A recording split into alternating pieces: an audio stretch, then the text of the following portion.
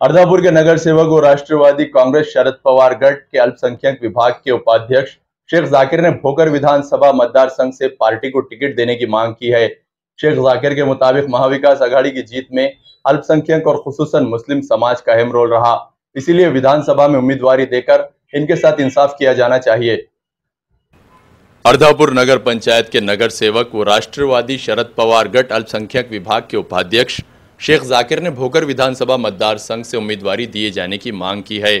शेख जाकिर के मुताबिक महाविकास आघाड़ी की जीत में अल्पसंख्यक और खुसूसन मुस्लिम समाज का अहम रोल रहा, इसीलिए मुस्लिम समाज को विधानसभा में नुमाइंदगी का मौका मिलना चाहिए।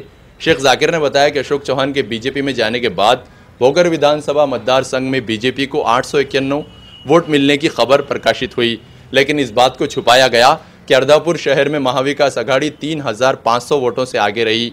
अशोक चौहान के बीजेपी में जाने के बावजूद भी अर्धापुर में महाविकास आघाड़ी को लीड दिलाने में शेख जाकिर और इनकी टीम का अहम रोल रहा।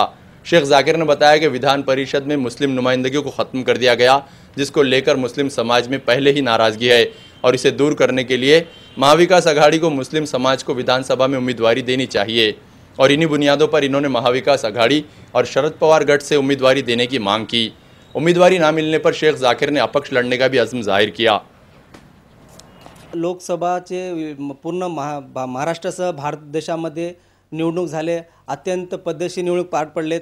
अल्पसंख्याक मतावर महाविकास आघाडीला भरपूर मत मिळालेली असून त्याच्यामध्ये भरपूर विजय झालेला आहे।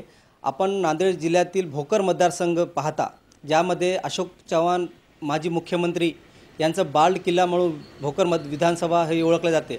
त्यामध्ये माननीय अशोकराव चव्हाण साहेब हे बीजेपीमध्ये गेल्यानंतर त्यांच्या खंदेसमग्र त्यांच्यासोबत काम करणारे तळागाळातील अल्पसंख्याक बहु समाज हा त्यांच्यावर पुरेपूर नाराज झालेला आहे।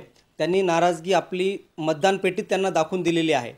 त्यांनी दाखवले की भोकर मतदारसंघामध्ये की भारतीय जनता पार्टीला हे 891 मताचे बहुमत मिळालेले आहे। हे फक्त भोकरपुरतच मर्यादित आहे। अर्धापूर शहराच्या मतदानाचा आकडा आपण दाखवण्यात आलेला नाही, कारण की अर्धापूर शहरामध्ये 3500ची लीड महाविकास आघाडीला प्राप्त झालेली।